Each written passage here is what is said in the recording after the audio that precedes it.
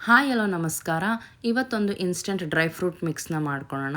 ಅದಕ್ಕೆ ಒಂದು ಬೌಲಲ್ಲಿ ಅರ್ಧ ಕಪ್ಪಷ್ಟು ಗೋಡಂಬಿ, ಒಂದು 8ರಿಂದ 10 ಪಿಸ್ತಾ, ಒಂದು ಸ್ವಲ್ಪ ಕುಂಬಳಕಾಯಿ ಬೀಜ, ಒಂದು 2 ಟೇಬಲ್ ಸ್ಪೂನಷ್ಟು ಸೋಂಪಿನ ಕಾಳು, ಒಂದೆರಡು ಏಲಕ್ಕಿನ ಸಿಪ್ಪೆ ತೆಗೆದು ಹಾಕ್ಕೊಳ್ಳಿ, ಅರ್ಧ ಟೀ ಸ್ಪೂನಷ್ಟು ಕಾಳುಮೆಣಸು, 1 ಟೇಬಲ್ ಸ್ಪೂನಷ್ಟು ಗಸಗಸೆ, ಒಂದು 5-6 ಕೇಸರಿ ದಳನ ಹಾಕಿ ನೀರು ಹಾಕ್ಬಿಟ್ಟು ಒಂದು 4ರಿಂದ 5 ತಾಸು ನೆನೆಸಿಡಿ.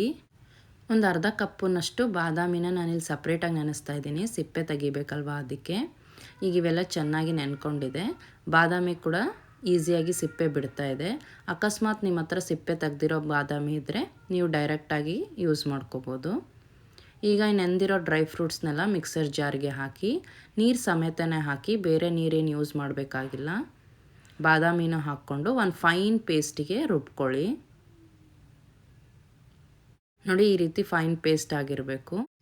ಈಗ ಒಂದು ಪ್ಯಾನ್ನಲ್ಲಿ ಒಂದು ಅರ್ಧ ಕಪ್ನಷ್ಟು ನೀರಿಗೆ ಅರ್ಧ ಕಪ್ಪಷ್ಟು ಸಕ್ಕರೆ ಹಾಕಿ ಅದು ಕರಗಿ ಈ ರೀತಿ ಕುದಿ ಬಂದಮೇಲೆ ನಾವು ಮಾಡ್ಕೊಂಡು ಇಟ್ಕೊಂಡಿರೋ ಡ್ರೈ ಫ್ರೂಟ್ ಪೇಸ್ಟ್ನ ಅದಕ್ಕೆ ಹಾಕಿ ಚೆನ್ನಾಗಿ ಒಂದು 2 ನಿಮಿಷ ಕೈ ಆಡ್ತಾ ಇರಿ, ಇಲ್ಲಾಂದರೆ ಗಂಟು ಬಿದ್ದುಬಿಡುತ್ತೆ.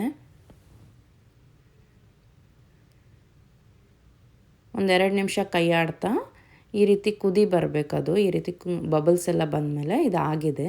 ಇದನ್ನು ಒಂದು ಬೌಲಿಗೆ ಟ್ರಾನ್ಸ್ಫರ್ ಮಾಡಿಕೊಂಡು ಪೂರ್ತಿಯಾಗಿ ತಣ್ಣಗಾದಮೇಲೆ ಇದನ್ನು ಮುಚ್ಚಿ ನೀವು 1 ತಿಂಗಳವರೆಗೆ ಇದನ್ನ ಫ್ರಿಜ್ಜಲ್ಲಿ ಸ್ಟೋರ್ ಮಾಡ್ಕೋಬೋದು. ನಮಗೆ ಯಾವಾಗ ಡ್ರಿಂಕ್ ಬೇಕನ್ಸುತ್ತೋ ಆವಾಗ ಈ ಮಾಡಿಟ್ಟಿರೋ ಪೇಸ್ಟ್ನ 1-2 ಟೇಬಲ್ ಸ್ಪೂನ್ನಷ್ಟು ಗ್ಲಾಸಿಗೆ ಹಾಕ್ಕೊಂಡು ತಣ್ಣಗಿರೋ ಹಾಲನ್ನ ಹಾಕ್ಕೊಂಡು ಮಿಕ್ಸ್ ಮಾಡಿಕೊಂಡ್ರೆ ಡ್ರಿಂಕು ಸರ್ವ್ ಮಾಡೋಕ್ಕೆ ರೆಡಿಯಾಗಿರುತ್ತೆ. ರೆಸಿಪಿನ ಮಾಡಿ ನೋಡಿ, ನಿಮ್ಗೆ ಇಷ್ಟ ಆಗುತ್ತೆ.